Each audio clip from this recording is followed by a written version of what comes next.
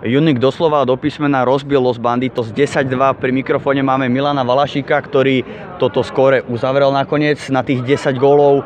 Milan, tvoj prvý zápas v Top lige. Ako sa ti hralo? Asi to bolo pomerne jednoduché dnes. Dobrá úroveň, bolo to zábavné, užili sme si to. Naozaj chlapci, niektorí vedia hrať viac ten futbal, iní menej. To sa preukázalo, ako Laco Pecko či Patrik Sabo.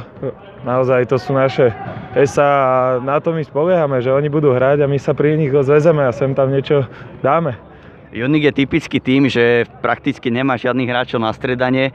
Opäť sa potvrdilo, že vám ani tí hráči neboli treba. Takže naozaj ani kondične si necítil, že by ste nejako nevládali, povedzme, keby sa hralo o ďalších 5 minút viac. Vieš čo, vôbec tento model, ktorý my máme, je vlastne taký, že nevyvádza hráčov z tempa, všetci sú stále v hre, sú bez zbytočných prestojov a nám sa to ukazuje ako veľmi výhodné a padá nám veľa gólov, tak nevidím dôvod, prečo by sme mali narúšať tento náš systém. Čo sa teba týka, tak budeš chodiť aj naďalej hrávať s Junikom, alebo bolo to len také chvíľkové dnes? A určite by som chcel, ak ma chalani zavolajú aj na budúce, tak určite veľmi rád prídem, lebo naozaj je to tu super. A fakt nevidím dôvod, prečo by som neprišiel. Milan, dík.